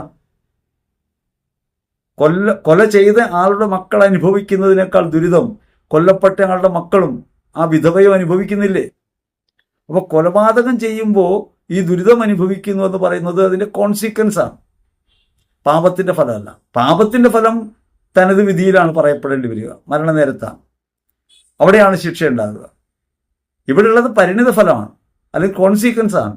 ആ കോൺസിക്വൻസ് കൊന്നയാളുടെ മക്കൾ അനുഭവിക്കുന്നതിനേക്കാൾ കൂടുതൽ കൊല്ലപ്പെട്ടയാളുടെ മക്കൾ അനുഭവിക്കുന്നുണ്ട്, അയാളുടെ വിധവ അനുഭവിക്കുന്നുണ്ട്. അതേത് പാപം മൂലമാണ്? ഇനി അതിനും അവരുടെ പൂർവികർ പാപം ചെയ്തുകൊണ്ടാണ് ഇങ്ങനെ അനുഭവിക്കുന്നതെന്ന് വന്നാലോ? അപ്പോൾ ഈ കൊലപാതകം ന്യായീകരിക്കപ്പെടില്ലേ? നമ്മൾ പറയുമ്പോൾ ഒരു കാര്യം ആലോചിക്കണം. ഈ കൊലപാതകം ഇപ്പം ന്യായീകരിക്കപ്പെടുകയല്ലേ? കൊല ചെയ്യപ്പെട്ട ആളുടെ പൂർവികരുടെ പാപദോഷമാണ് അയാൾക്ക് ഞെരുക്കമായി വന്നതെങ്കിൽ, ആ കുടുംബത്തിന് ഞെരുക്കമായി വന്നതെന്ന് നിങ്ങൾ പറയുന്നുവെങ്കിൽ ആ കൊലപാതകത്തിന് ന്യായീകരിക്കുന്നതിന് തുല്യമല്ലേ? അപ്പം അതുകൊണ്ട് മനസ്സിലാക്കേണ്ടത്, ഈ ഭൂമിയിൽ ചെയ്യുന്ന എല്ലാ പ്രവൃത്തികൾക്കും, നന്മകൾക്കും തിന്മകൾക്കും പരിണിത ഫലമുണ്ട്. പരിണിത ഫലം എന്ന് വെച്ചാൽ അതിന് കോൺസിക്വൻസ് ഉണ്ട്. അത് ഈ പ്രപഞ്ചത്തെ സംബന്ധിക്കുന്ന ഒരു കാര്യമാണ്, ആത്മാവിനെ സംബന്ധിക്കുന്ന കാര്യമല്ല. സത്യം മനസ്സിലാക്കാൻ ശ്രമിക്കുക.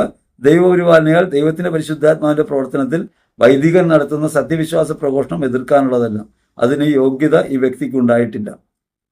സത്യമറിയാനുള്ള ശ്രമത്തിലാണല്ലോ എല്ലാവരും, സത്യാന്വേഷണത്തിലാണ്. ക്രിസ്തുവിൽ സത്യം വെളിപ്പെട്ടു. ആ വെളിപ്പെട്ട സത്യത്തെക്കുറിച്ചാണ് വിശുദ്ധ ഗ്രന്ഥവും തിരുസഭയും പഠിപ്പിക്കുന്നത്.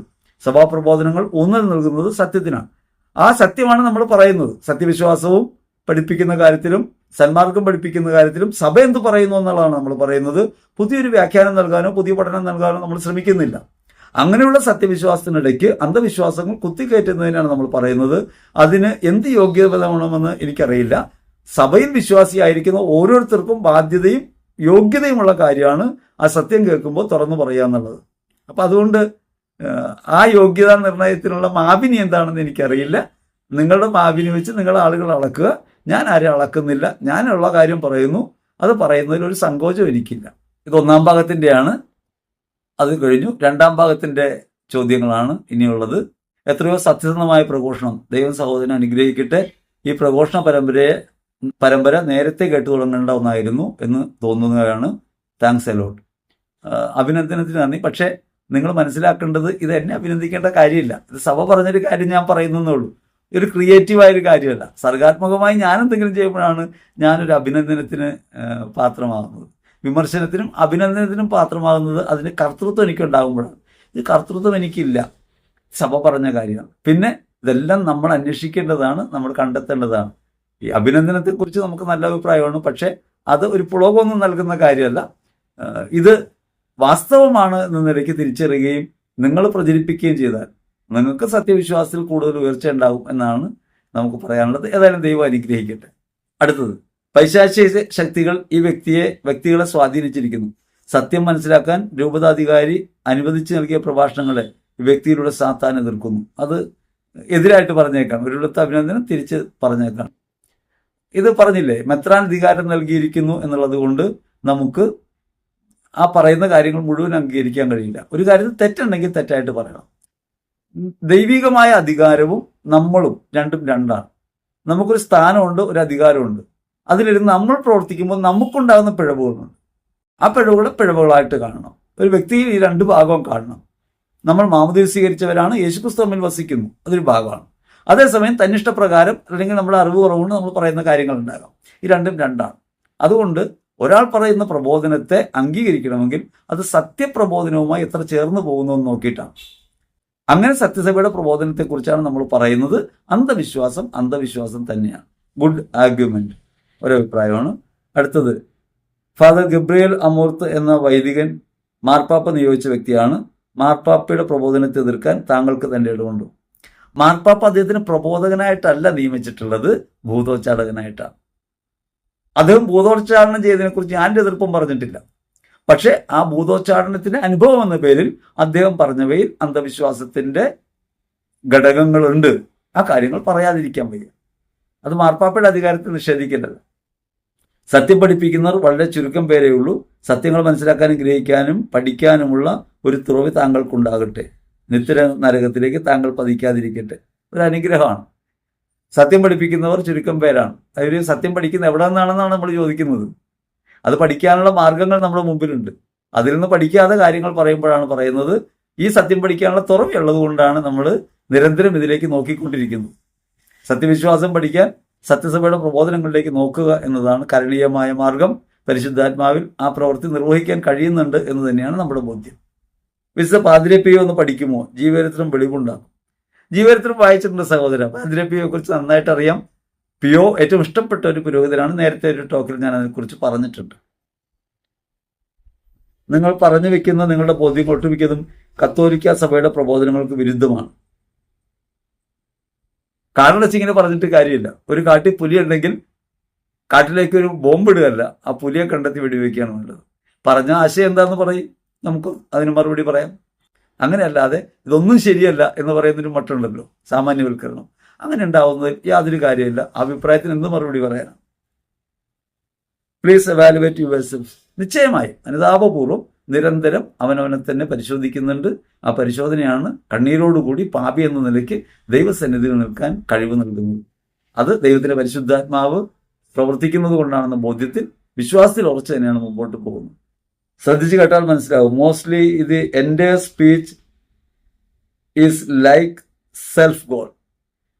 ഞാൻ പറയുന്നത് എനിക്ക് ആത്മപ്രശംസ ചെയ്യേണ്ട കാര്യമില്ല, എനിക്ക് എന്നെക്കുറിച്ച് പറയേണ്ട കാര്യമില്ല.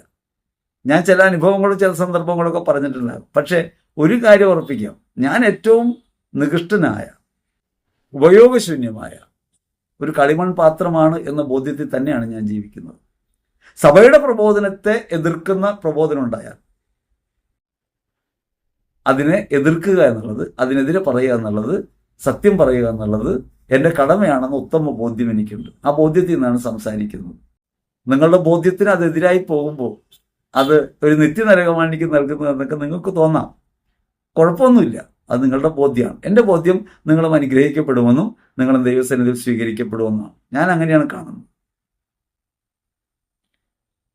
പ്രസംഗിക്കുന്ന മനുഷ്യർ, നിങ്ങൾ ആദ്യം മനസ്സിലാക്കുക, കത്തോലിക്ക സഭ അധികാരപ്പെടുത്തിയ, രൂപതാധ്യക്ഷൻ ചുമതലപ്പെടുത്തിയ, അനുവദിച്ച കാര്യങ്ങളാണ്. അല്ലാതെ നിങ്ങളെപ്പോലൊരു വ്യക്തിയുടെ പൈശാചിക സിദ്ധാന്തങ്ങളല്ല കത്തോലിക്ക സഭയിലുള്ളത്. കത്തോലിക്ക സഭയിൽ പൈശാചിക സിദ്ധാന്തങ്ങളല്ല ഉള്ളതെന്ന് ശരിയാണ്. ബാക്കിയൊക്കെ ഞാൻ നേരത്തെ പറഞ്ഞതാണ് അധികാരത്തെ സംബന്ധിച്ച കാര്യങ്ങൾ. സത്യം പഠിപ്പിക്കാൻ നിങ്ങൾ കഴിവില്ലെങ്കിൽ അടുത്ത പണി നോക്കുക. ഞാൻ സത്യം പഠിപ്പിക്കുന്ന ഒരു പണിയായിട്ട് എടുത്തിട്ടില്ല, ഇതെൻ്റെ ശുശ്രൂഷയാണ്. സത്യം പഠിപ്പിക്കുന്നത് പണിയല്ല. പണി വേറെ ചെയ്യുന്നുണ്ട്, ജീവിക്കാനുള്ള പണിയല്ലേ, അതൊക്കെ ചെയ്യുന്നുണ്ട്. അങ്ങനെ അധ്വാനിച്ച് തന്നെയാണ് കഴിയുന്നത്, അതല്ലാതെ ഓശാരം വാങ്ങിയല്ല. ഇത് എന്താണെന്ന് വെച്ചിട്ടുണ്ടെങ്കിൽ നമ്മൾ സത്യം പഠിപ്പിക്കുക എന്നുള്ളത് നമ്മുടെ കടമയാണ്, ദൗത്യമാണ്, സുവിശേഷ പ്രഘോഷണ ദൗത്യമാണ്. ആ ദൗത്യം എന്തൊക്കെ തടസ്സം ഉണ്ടായാലും, എത്രമാത്രം ആക്രമണം ഉണ്ടായാലും, ജീവൻ തന്നെ പോയാലും തുടരും എന്ന് തന്നെയാണ് പറയാനുള്ളത്. നിങ്ങളെ ദൈവം ഏൽപ്പിച്ചിട്ടില്ല. ദൈവം നിങ്ങളോട് അങ്ങനെ പറഞ്ഞു, ഞാൻ അങ്ങനെ ചോദിക്കുന്നില്ല. അത് നിങ്ങളുടെ ബോധ്യമാണ്. നിങ്ങളുടെ ദൈവം അങ്ങനെയായിരിക്കും നിങ്ങൾക്ക് ബോധ്യം തന്നത്. എനിക്ക് ദൈവം തന്ന ബോധ്യമാണ് ഈ ശുശ്രൂഷയിൽ 28 വർഷമായി നിലനിൽക്കാൻ ഇടയാക്കിയത്. വിശ്വാസികളെ വഞ്ചിക്കുകയും ചതിക്കുകയും ചെയ്യുന്ന പണി താങ്കൾക്ക് നിർത്തിക്കൂടെ? അത് ചെയ്യുന്നവർ നിർത്തണമെന്നാണ് നമ്മൾ പറയുന്നത്. അത് ചെയ്യുന്നവരുണ്ട്, അവർ നിർത്തണം.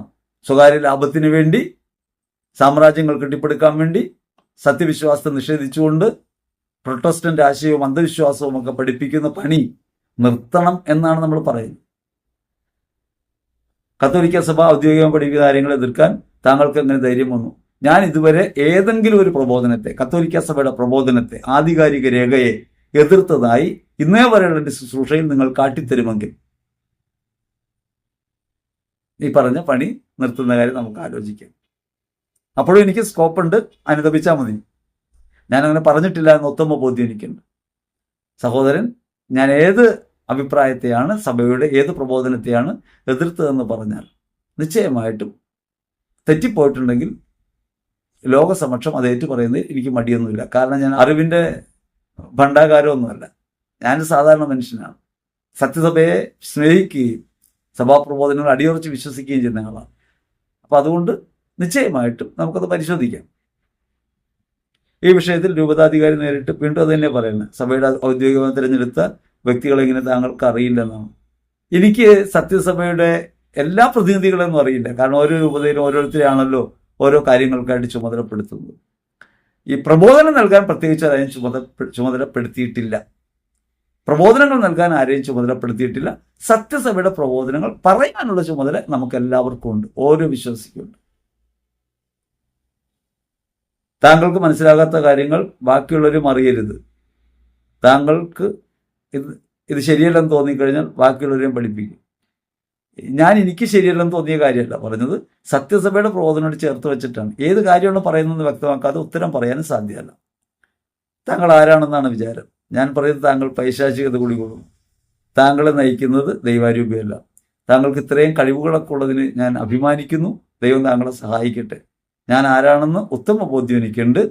ഞാൻ സഭയിൽ വിശ്വാസിയാണ്, ഒരു മനുഷ്യനാണ്, ക്രിസ്തു ശിഷ്യനാണ്. ദൈവം എന്നെ തിരഞ്ഞെടുത്തിട്ടുണ്ട്. ഇതൊക്കെ എൻ്റെ ബോധ്യമാണ്. അതുകൊണ്ട് ആരെയും വിധിക്കാനും ഞാനില്ല. വിധിക്കുന്നവർ വിധിക്കപ്പെടും. അതുകൊണ്ട് ഞാൻ ആരെയും വിധിക്കുന്നില്ല. അപ്പോൾ നിങ്ങൾക്ക് അങ്ങനെ വിധിയുടെ മനോഭാവം ഉണ്ടെങ്കിൽ നിങ്ങൾക്കത് ചെയ്യാം, നല്ല കാര്യം. ദൈവം നിങ്ങളെയും അനുഗ്രഹിക്കട്ടെ. നിങ്ങൾക്ക് ആ കഴിവ് തന്ന സർവശക്തനെയും ഞാൻ നന്ദിയോടെ സ്മരിക്കും. ഇനി മൂന്നാം ഭാഗത്തിലെ സംശയങ്ങളും വിമർശനങ്ങളും ഒക്കെയാണ് അവ നോക്കാം. സഭയാണ് കേന്ദ്രമെന്ന് താങ്കൾ പറഞ്ഞു, അത് ശരിയാണ്. എനിക്ക് തോന്നുന്നത് അതിലും പ്രധാനം ക്രിസ്തു എന്നാണ്. സഭയില്ലെങ്കിലും ക്രിസ്തു സത്യമുണ്ടല്ലോ. സഭ തന്നെയാണ് ക്രിസ്തു. എഫേസ്യർ 1:23 അത് പറയുന്നുണ്ട്. സഭ അവന്റെ ശരീരമാണ്. യേശുവിന്റെ ശരീരമാണ് സഭ. ശിരസായ ക്രിസ്തുവിലേക്ക് നിരന്തരം വളർന്നുകൊണ്ടിരിക്കുന്ന സഭ യേശുവിന്റെ ശരീരമാണ്. സഭയിലെ അംഗങ്ങളാണ് നമ്മൾ. ആ ഒരു ബോധ്യം നമുക്കുണ്ടാവണം. പിന്നെ സഭയും ക്രിസ്തുവിനെ വേർപെടുത്താനും സാധ്യമല്ല. ആനുകാലിക ലോകത്ത് ക്രിസ്തുവിനെ അവതരിപ്പിക്കുന്ന സഭയാണ്. അപ്പൊ അതുകൊണ്ട് ക്രിസ്തു ഒരു മാറി നിൽക്കുന്ന എൻറ്റിറ്റി ആയിട്ട് മാറില്ല. സത്യം സഭയാണ്, സത്യം ക്രിസ്തുവാണ്. സഭയിൽ അശുദ്ധ പ്രബോധനങ്ങളും അബദ്ധങ്ങളും വീഴ്ചകളും ഒക്കെ ഉണ്ടാകും. കാരണം മാനുഷികത ഉള്ളതുകൊണ്ട് അവയെ തിരുത്തുക എന്നുള്ളതാണ് നമ്മുടെ പ്രവൃത്തി. അതിനെ എതിർത്ത് യുദ്ധം ചെയ്യുക എന്നുള്ളതല്ല, അതിനെ തിരുത്തുക. നിരന്തരം നവീകരിക്കപ്പെടേണ്ട ഒന്നാണ് സഭ. ക്രിസ്തുവിൽ പൂർണ്ണത പ്രാപിക്കുന്നതുവരെ, സ്വർഗീയമായ ജെറുസലേമായി മാറുന്നതുവരെ, യുഗാന്തം വരെ ഇത് തുടർന്നുകൊണ്ടേയിരിക്കും സഭയിൽ. അപ്പൊ അതുകൊണ്ട് സഭയെ അങ്ങനെ വേർതിരിച്ച് കാണേണ്ട അഭിപ്രായത്തിന് നന്ദി. ഇല്ലാത്ത കാര്യങ്ങളെപ്പറ്റി, അറിയാത്ത കാര്യങ്ങൾ പറയാതിരിക്കുന്നതല്ലേ ഭംഗി. ആരാണെങ്കിലും അങ്ങനെയാണ് നല്ലത്. ഇല്ലാത്ത കാര്യങ്ങളെപ്പറ്റി, അറിയാത്ത കാര്യങ്ങൾ പറയരുത്. അത് അങ്ങോട്ടും പറയും. അത്രേ പറയാനുള്ളൂ. ഈ മനുഷ്യൻ വിശ്വാസികളെ വഴിതെറ്റിക്കുന്നു. ഈ വ്യക്തിയുടെ തോന്നലുകളിൽ നിന്നും കത്തോലിക്ക സഭയ്ക്ക് സഭയുടെ പേര് പറഞ്ഞ് സത്യത്തെ വളച്ചൊടിക്കുന്നു. ഈ മനുഷ്യൻ വിശ്വാസികളെ വഴിതെറ്റിക്കുന്നു. ഈ പറഞ്ഞ പേര് ആർക്കൊക്കെ ഉണ്ടായിരുന്നു അറിയാമോ? യേശുവിന് ഈ പേരുണ്ടായിരുന്നു, പൗലോസിന് ഈ പേരുണ്ടായിരുന്നു, അപ്പോസ്തലന്മാരൊക്കെ ഈ പേര് കേട്ടിട്ടുള്ളവരാണ്. അത് പറഞ്ഞിട്ടാണല്ലോ യേശുവിനെ കൊല്ലുന്നത്, വഴിതെറ്റിക്കുന്നു. അപ്പൊ അതുകൊണ്ട് ഇങ്ങനെ കേൾക്കുന്നത് വലിയ വിഷമമൊന്നുമില്ല. പക്ഷെ സത്യം പറയും. കത്തോലിക്ക സഭയുടെ പ്രബോധനങ്ങൾ പറയും. ഞാൻ എൻ്റെ സ്വന്തമായിട്ടൊന്നും എടുത്ത് പറയുന്നില്ല. കത്തോലിക്ക സഭയുടെ പ്രബോധനങ്ങൾ കൈവച്ചുള്ള വർത്തനം പറയും. അത് പഠിച്ചിട്ടാ പറയും. സ്വന്തം തോന്നലുകളൊന്നും ഇതിനകത്ത് പറയാറില്ല. സത്യത്തെ വളച്ചൊടിക്കേണ്ട കാര്യമില്ല. സത്യത്തെ അങ്ങനെ വളയ്ക്കാൻ കഴിയില്ല. നിങ്ങൾ വിചാരിക്കുന്ന സത്യത്തെ നിങ്ങൾക്ക് വളയ്ക്കാൻ പറ്റും. സത്യം വളയുന്നൊരു കാര്യമല്ല, ഒടിക്കാൻ കഴിയുന്ന കാര്യമല്ല സത്യം. അതെന്തേക്ക് നിലനിൽക്കും? അത് യേശു ക്രിസ്തുവാണ്. അങ്ങയുടെ വചനമാണല്ലോ സത്യം. കത്തോലിക്ക സഭയുടെ പേര് വിളിച്ച് വിശുദ്ധരാക്കപ്പെട്ട ഒരു പ്രവൃത്തി ഇദ്ദേഹം പരസ്യമായി അവഹേളിക്കുന്നു. ഏത് വിശുദ്ധന്റെ പ്രവൃത്തിയാണ് പരസ്യമായി അവഹേളിച്ചിട്ടുള്ളത്? അവരുടെ ദർശനങ്ങളെക്കുറിച്ച്, അവരുടെ കാര്യങ്ങളെക്കുറിച്ച്, ലോകം പറഞ്ഞ കാര്യങ്ങളിൽ തെറ്റുപറ്റിയിട്ടുണ്ടെങ്കിൽ അതിനെക്കുറിച്ച് പറയും. വിശുദ്ധാത്മാക്കളുടെ വിശുദ്ധിയെക്കുറിച്ചോ അവരുടെ ജീവിത പാരമ്പര്യത്തെക്കുറിച്ചോ വിശുദ്ധ പാരമ്പര്യത്തെക്കുറിച്ചോ അഭിമാനബോധമുള്ള ഒരാളാണ് ഞാൻ. അവിശുദ്ധാത്മാക്കളാണ് നമുക്ക് വഴികാട്ടികളും തുണയുമെന്ന് വിശ്വസിക്കുന്ന ആളാണ്. എനിക്ക് ചുറ്റും വിശുദ്ധാത്മാക്കൾ ഒരു കൂട്ടമുണ്ട് എന്ന ബോധ്യമാണ് എന്നെ നയിക്കുന്നത്. പലരും എനിക്കൊരു പ്രാർത്ഥിക്കുമ്പോൾ അത് കണ്ടിട്ടുണ്ട്. ചിലർ പ്രാർത്ഥിക്കുമ്പോൾ ചെറുത്താനെ കാണുന്നത് അവരുടെ മനസ്സിലുള്ള ഭാവമാണ്. പരിശുദ്ധ അമ്മയും വിശുദ്ധ ഔസേപ്പും വിശുദ്ധ മാർട്ടിനും വിശുദ്ധ മിഖായേലും വിശുദ്ധ വിൻസെന്റ് ഫെററും ഒക്കെ കൂടെ നിൽക്കുന്ന ഒരു തണലിൽ നിന്നിട്ടാണ് എനിക്ക് ഇത്രയും കാലം ശുശ്രൂഷ ചെയ്യാൻ കഴിഞ്ഞത്. വിശുദ്ധരുടെ വെളിപ്പെടുത്തലുകൾ എന്താണ്, അവയുള്ള പ്രശ്നങ്ങൾ എന്നതിനെ സംബന്ധിച്ച് മുൻ വീഡിയോകൾ പറഞ്ഞിട്ടുണ്ട്. അതുകൊണ്ട് അതിനെക്കുറിച്ച് കൂടുതലായിട്ട് വിശദീകരിക്കുന്നില്ല. കത്തോലിക്ക സഭയുടെ പ്രബോധനങ്ങൾ ഇദ്ദേഹം പരസ്യമായി അപമാനിക്കുന്നു, ആക്ഷേപിക്കുന്നു, അപമാനിക്കുന്നു. കത്തോലിക്ക സഭയുടെ പ്രബോധനങ്ങളെ ഞാൻ അപമാനിച്ചിട്ടില്ല. അതിനകത്തൊരു തെറ്റ് പറയുമ്പോഴാണ് അതിന് അപമാനമാകുക. കത്തോലിക്ക സഭയുടെ ഉത്തമ സഭാസന്താനമായി എനിക്ക് മാറാൻ കഴിഞ്ഞിട്ടുണ്ടോ എന്ന് ചോദിച്ചാൽ എനിക്ക് ഉത്തരം പറയാൻ കഴിയില്ല. ദൈവം തന്നെയാണ് വിധിക്കേണ്ടത്. പൗലോസ് പറയുന്ന പോലെ ദൈവം തക്ക സമയത്ത് വിധിച്ചുകൊള്ളും. വലിയ വിജ്ഞാനമുണ്ടെന്ന് ധരിക്കുന്ന ഈ വ്യക്തി ഒന്നുമല്ലെന്ന് കേൾവിക്കാർ മനസ്സിലാക്കുക. നല്ല ഉപദേശമാണ്. കേൾവിക്കാർ അങ്ങനെ ചിന്തിക്കട്ടെ. നിങ്ങളോട് ആരോടും ഈ ഉപദേശം കേട്ട് ആ വഴിയെ നടക്കണമെന്ന് ഞാൻ പറഞ്ഞിട്ടില്ല. നിങ്ങളിതും കൂടി കേട്ട് നോക്കുക. എന്നിട്ട് എല്ലാം കൂടി യുക്തമായി പരിശുദ്ധാത്മാവ് നിങ്ങൾക്കൊരു ബോധ്യം നൽകുമെന്നാ പറഞ്ഞേക്കണേ. ദൈവത്തിൻ്റെ ആത്മാവ് നിങ്ങളിലുണ്ടല്ലോ, നിങ്ങൾക്ക് പ്രാർത്ഥിക്കാം. അതുകൊണ്ട് ആരെയും വഴിതെറ്റിക്കാൻ സാധ്യമല്ല എന്നാണ് എൻ്റെ വിശ്വാസം. ഒരാളെയും വഴിതെറ്റിക്കാൻ പറ്റില്ല. അല്പകാലത്തേക്കൊക്കെ അപഭ്രംശങ്ങൾ ഉണ്ടാക്കാൻ പറ്റും. പക്ഷേ സത്യസഭ വിജയിക്കും, സഭയുടെ പ്രബോധനങ്ങൾ വിജയിക്കും. Clearly explained. Thank you very much. അതൊരു നല്ല അഭിപ്രായം പറഞ്ഞേക്കുന്നതാണ്. ബുദ്ധി കൊണ്ട് ദൈവത്തെയും ദൈവിക വരങ്ങളെയും മനസ്സിലാക്കിയാൽ എങ്ങനെയിരിക്കും? അതാണ് ഈ കാണുന്നത്. ബുദ്ധി കൊണ്ട് മനസ്സിലാക്കിയിട്ടല്ല. പറഞ്ഞില്ലേ, സ്വന്തം കഴിവും സ്വന്തം ബുദ്ധിയും ഇതിന് ഉപയോഗിക്കുകയല്ല ചെയ്യുന്നത്. ആത്മാവിൻ്റെ ദാനമായൊരു ബുദ്ധിയുണ്ട്. ജ്ഞാനം, ബുദ്ധി, അറിവ്, ആലോചന, ആത്മശക്തി, ദൈവഭക്തി, ദൈവഭയം, പരിശുദ്ധാത്മ ദാനങ്ങൾ. അവ സഭയെ പടുത്തുയർത്താനുള്ളതാണ്.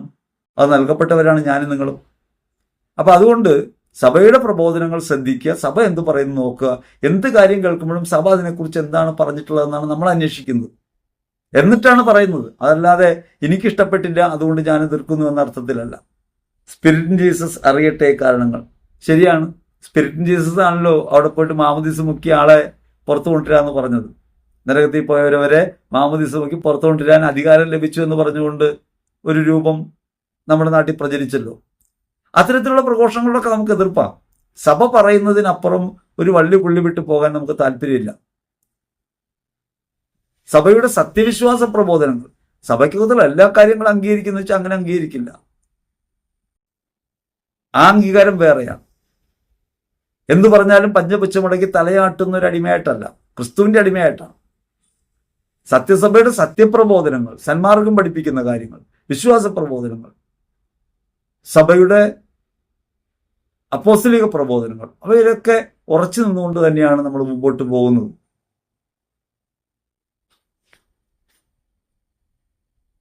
മരിച്ച ആത്മാക്കൾക്ക് അവരുടെ മോക്ഷത്തിനായി പ്രാർത്ഥിക്കാൻ കഴിയുമോ? അങ്ങനെ സഭ പഠിപ്പിക്കുന്നു. ഈ മരിച്ച ആത്മാവെന്ന് പ്രയോഗം തന്നെ തെറ്റാണ്. മരിച്ച വിശ്വാസികളുടെ ആത്മാക്കൾക്ക് അവർക്ക് പ്രാർത്ഥിക്കാൻ കഴിയുന്നത് എങ്ങനെയാണ്? അവര് ദൈവസന്നിധിയിലായിരിക്കുന്ന ഓരോ നിമിഷവും പ്രാർത്ഥനയാണ്. ആ എരിച്ചിൽ തന്നെയാണ് പ്രാർത്ഥന. ദൈവത്തിലേക്ക് ആയിത്തീരാനുള്ള, പർദീസയിലേക്ക് ആയിത്തീരാനുള്ള ആ പ്രാർത്ഥന. അതാണ് അവർ അനുഭവിക്കുന്ന വേദനയും. അവർക്ക് നമുക്ക് വേണ്ടി പ്രാർത്ഥിക്കാൻ കഴിയുന്നത് എങ്ങനെയാണ്?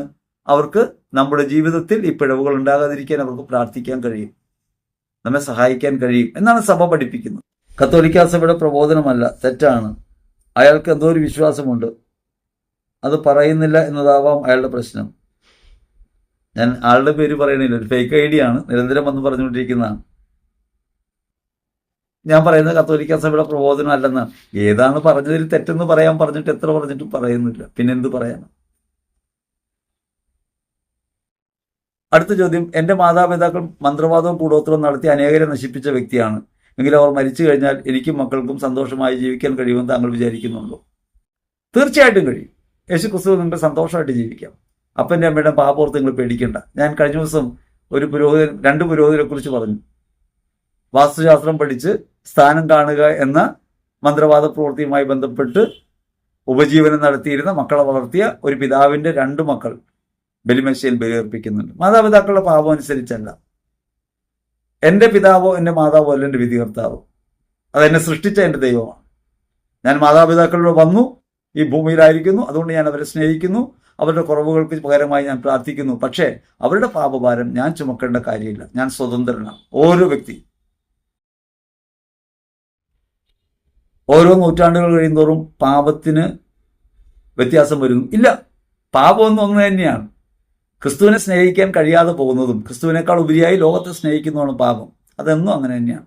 സ്പീഡും വെലോസിറ്റിയൊക്കെ മാറും, പ്രവൃത്തികളൊക്കെ മാറും. പക്ഷെ പാപത്തിന്റെ കണ്ടന്റ്, ബേസിക് കോസ് എപ്പോഴും ദൈവത്തിനെതിരായ പ്രവൃത്തിയാണ്, അല്ലെങ്കിൽ ക്രിസ്തുവിനെതിരായ പ്രവൃത്തിയാണ്. ഓരോന്നിനും ഓരോ സമയത്ത് അതിൻ്റെതായ വെളിപാടുകളുണ്ട്. അങ്ങനെയില്ല, ഒരു വെളിപാടേ ഉള്ളൂ. കത്തോലിക്ക സഭ, കാറ്റക്കിസം ഓഫ് കാത്തലിക് ചർച്ച് വ്യക്തമായിട്ട് പറയുന്നുണ്ട്, വെളിപാടുകളുടെ പൂർണ്ണത ക്രിസ്തുവാണ്. ക്രിസ്തുവിന് ശേഷം വെളിപാടുകളില്ല. സന്ദേശങ്ങൾ ഉണ്ടാകാം, പക്ഷെ ആ സന്ദേശങ്ങൾ ഓരോ കാലത്തും വ്യത്യസ്തമായി കൊണ്ടുവരികയല്ല ചെയ്യുന്നത്. ഈ സത്യവെളിപാടിനോട് ചേർന്ന് നിൽക്കുന്ന അഭിപ്രായങ്ങൾ, സന്ദേശങ്ങൾ ഉണ്ടാകാം. അതാണ് ഇപ്പോൾ ഫാത്തിമയിലായാലും മജുഗോറിയിലായാലും പലയിടത്തായാലും ഈ ദർശനങ്ങൾ ഉണ്ടാകുക, അല്ലെങ്കിൽ പ്രത്യക്ഷീകരണങ്ങൾ ഉണ്ടാകുന്നു എന്ന് പറയുന്നിടങ്ങളിലൊക്കെ സംഭവിക്കുന്ന കാര്യങ്ങൾ അതാണ്. അത് സഭ അംഗീകരിച്ച ഫാത്തിമയാണ്, മജുഗോറി അങ്ങനെ അംഗീകരിച്ചിട്ടില്ല. അപ്പം അംഗീകരിക്കാതിരിക്കുമ്പോഴും ഈ പറയുന്ന സന്ദേശങ്ങൾ ഉണ്ടാകുന്നു എന്ന് പറയുന്നത് ഈ സത്യപ്രബോധനവുമായി, ക്രിസ്തുവാകുന്ന വെളിപാടുമായി എത്രത്തോളം അത് ചേർന്ന് നിൽക്കുന്നു എന്ന് നോക്കിയിട്ടാണ് സഭ അത് പരസ്യപ്പെടുത്തേണ്ടതാണോ ആധികാരികമാണോ എന്ന് പറയുന്നത്. 2000 വർഷം മുമ്പുള്ള നിയമങ്ങളും കൽപ്പനകളും അല്ല അതനുസരിച്ചല്ല നാം ഇന്ന് ജീവിക്കേണ്ടത്. ഇതൊരു പുതിയ അറിവാണ്. യേശുക്രിസ്തു പറഞ്ഞു, നിയമത്തിൽ ഒരു വള്ളിയോ പുള്ളിയോ മാറ്റാൻ പാടില്ല. മത്തായി 5:17 ഞാൻ വന്നത് ഈ വള്ളിയോ പുള്ളിയോ മാറ്റാനല്ല എന്നാണ് പറഞ്ഞത്. അവിടെ നിയമത്തിൽ ഒരു വള്ളിയും പുള്ളിയും മാറ്റിക്കൂടാ എന്ന് പറഞ്ഞ് ക്രിസ്തുവാണ്. നിങ്ങളുടെ ദൈവം ക്രിസ്തുവാണെങ്കിൽ നിങ്ങൾക്ക് തെറ്റുപറ്റി, അല്ലെങ്കിൽ നിങ്ങൾക്ക് തെറ്റുപറ്റിയിട്ടില്ല, നിങ്ങൾക്ക് അത് മനസ്സിലായിട്ടില്ലെന്നേ ഉള്ളൂ. അന്നത്തെ പ്രാർത്ഥനകളും 100 ഇരട്ടി പ്രാർത്ഥനകൾ ഇന്ന് ആവശ്യമാണ്. അതെനിക്കറിയില്ല. അന്നത്തെ പ്രാർത്ഥനയേക്കാൾ 100 ഇരട്ടി ഇന്ന് വേണമെന്ന് എനിക്കറിയില്ല. ഇന്ന് ഞാൻ ജീവിക്കുമ്പോൾ ഞാൻ പ്രാർത്ഥനയാകുക എന്നുള്ളതാണ് എന്നെ സംബന്ധിച്ച് വ്യക്തിപരമായ ഉത്തരവാദിത്വം. എണ്ണം കൂടി പ്രാർത്ഥിക്കുക എന്ന് പറഞ്ഞ കാര്യം എനിക്ക് മനസ്സിലായിട്ടില്ല. പിന്നെ അന്ന് പാപം കൂടിയിട്ടുണ്ടെങ്കിൽ, അന്നത്തേക്കാൾ ഇന്ന് പാപം കൂടിയിട്ടുണ്ടെങ്കിൽ പാപം വർദ്ധിച്ചെടുത്ത് കൃപ അതിലേറെ വർദ്ധിച്ചിരിക്കുന്നു എന്നാണ് പൗലോസ്ലീഹ പഠിപ്പിക്കുന്നത്. സഹോദര, താങ്കൾ ഏതെങ്കിലും ദർശനങ്ങൾ കണ്ടിട്ടുണ്ടോ? ഈ ദർശനങ്ങളെക്കുറിച്ച് ഞാൻ ഇവിടെ പറഞ്ഞാൽ അല്ലാതെ തന്നെ പറയുന്നത് ആത്മപ്രശംസ വരുന്നു എന്നാണ്. ഞാൻ അതിനെക്കുറിച്ച് പറയുന്നില്ല. ഏതായാലും 9 വരങ്ങളും ഉപയോഗിച്ച് ശുശ്രൂഷ ചെയ്യുന്ന ഒരു ശുശ്രൂഷകൻ തന്നെയാണ് ഞാൻ. അത് എൻ്റെ കഴിവുകൊണ്ടല്ല, ദൈവം എന്നെ അങ്ങനെ ഉപയോഗിക്കുന്നുണ്ട്. ഇന്ന് ലോകത്തിൽ സകല മനുഷ്യരും പല ദർശനങ്ങളും അടയാളങ്ങളും കാണും. അത് ദൈവത്തിൻ്റെ പ്രവർത്തനമാണ്. എല്ലാം ദൈവത്തിൻ്റെ പ്രവർത്തനമല്ല. 3 തരത്തിലുണ്ടാകാമെന്ന് നേരത്തെ പറഞ്ഞിട്ടുണ്ട്. ഒന്ന് മനുഷ്യാത്മാവിൽ നിന്നുണ്ടാകാം, അശുദ്ധാത്മാവിൽ നിന്നുണ്ടാകാം, പരിശുദ്ധാത്മാവിൽ നിന്നുണ്ടാകാം. അത് വിവേചിച്ചറിയേണ്ടതാണെന്നും ആ വിവേചിച്ചറിയുന്നതിലൂടെ സത്യത്തെ കണ്ടെത്തേണ്ടതാണെന്നും കൂടി ഓർക്കുക. ദർശനങ്ങളെന്ന് പറഞ്ഞാൽ കേവല കാഴ്ചകളുമല്ല, ജ്ഞാനത്തിൻ്റെയും അറിവിൻ്റെയും വരങ്ങൾ കൂടിച്ചേർന്നൊരു പ്രവൃത്തിയാണ് ദർശനം. ആ ദർശനം തന്നെ പലതുണ്ട്.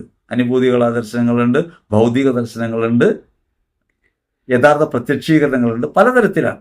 അപ്പോൾ അതിനെക്കുറിച്ചൊക്കെ വേണ്ടും വിധം പഠിക്കാതെ നമുക്ക് മുൻപോട്ട് പോകാൻ കഴിയില്ല. അപ്പം ഈ പറഞ്ഞത് ഏതർത്ഥത്തിലാണെന്ന് എനിക്കറിയില്ല. Very good teachings, like to hear many times.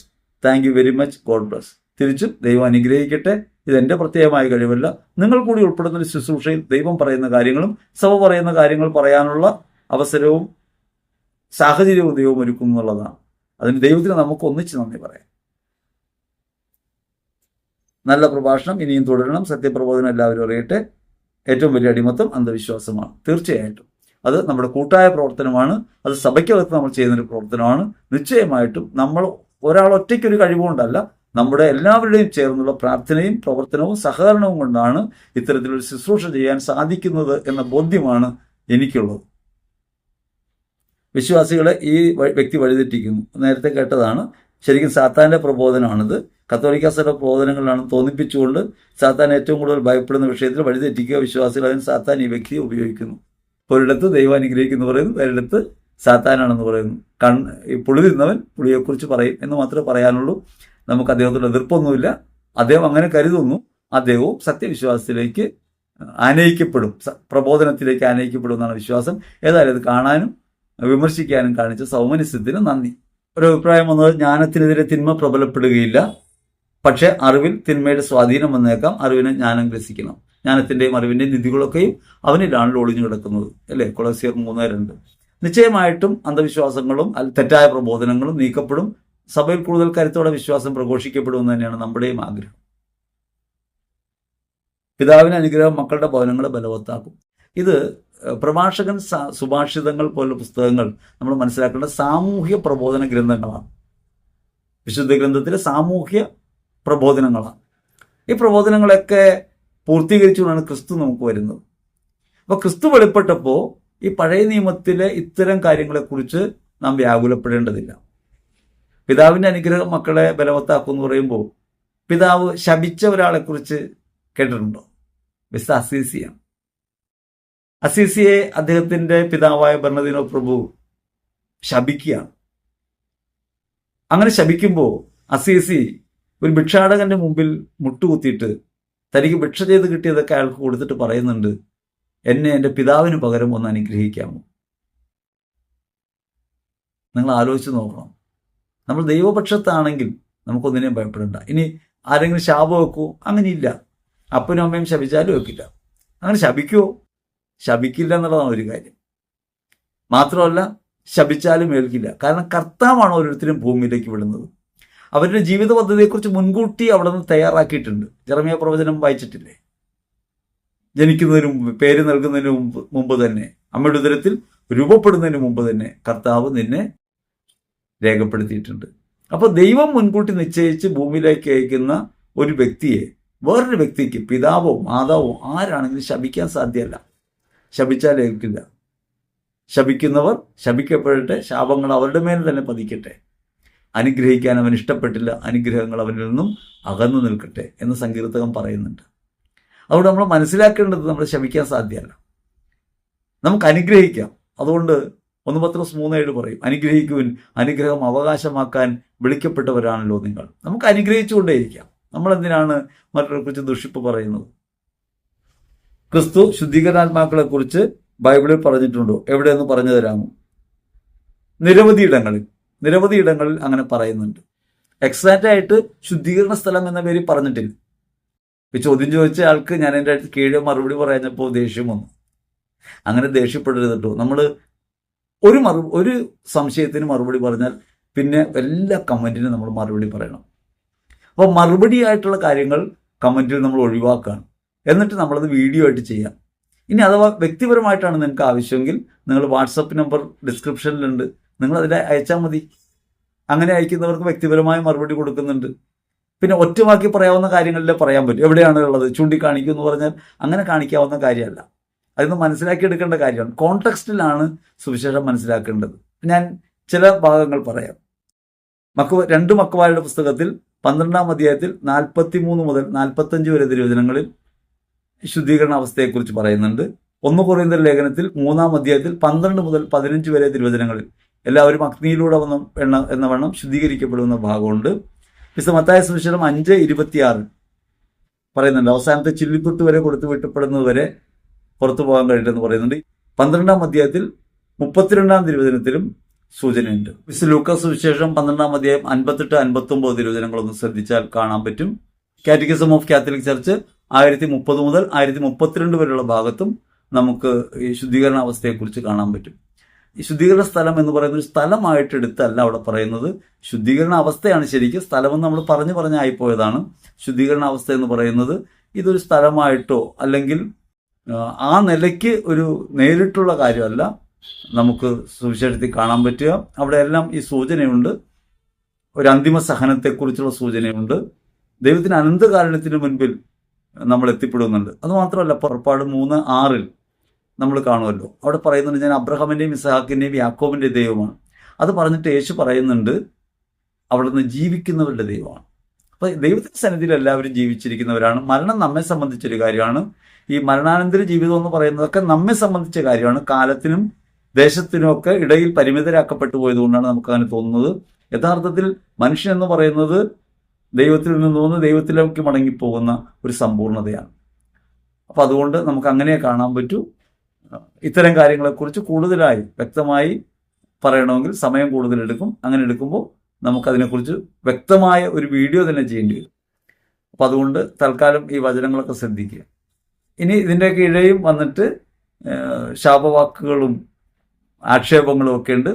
ആ ശാപത്തിനും ആക്ഷേപത്തിനും ഒക്കെ നന്ദി പറയുന്നു. ദൈവം സമൃദ്ധമായി അനുഗ്രഹിക്കട്ടെ എന്ന് പ്രാർത്ഥിക്കുന്നു. ഈശ്വരറ്റം പ്രിയപ്പെട്ടവരെ, നമ്മുടെ ഈ ശുശ്രൂഷയിൽ ചോദ്യങ്ങളായും സംശയങ്ങളായും വിമർശനങ്ങളായും ആക്ഷേപങ്ങളായും ലൈക്കുകളുമായും ഒക്കെ സഹകരിച്ച കേട്ട എല്ലാവരോടും നന്ദിയേ ഉള്ളൂ. എല്ലാവരെയും ദൈവം അനുഗ്രഹിക്കട്ടെ എന്നാണ് പ്രാർത്ഥിക്കുക. കൂടുതൽ ആളുകൾ കേൾക്കാനിടയാകട്ടെ. നിങ്ങളുടെ സഹകരണത്തിനും സ്നേഹത്തിനും വിമർശനത്തിനും ഒക്കെ നന്ദി പറയുന്നു. ദൈവത്തിൻ്റെ സ്നേഹം, ദൈവത്തിൻ്റെ അനുഗ്രഹം നിരന്തരം നിങ്ങളെ ഭരിക്കട്ടെ. സത്യസഭയുടെ പ്രബോധനങ്ങൾ നിങ്ങൾക്ക് വഴികാട്ടിയാവട്ടെ എന്ന് പ്രാർത്ഥിക്കുന്നു. ആമേൻ.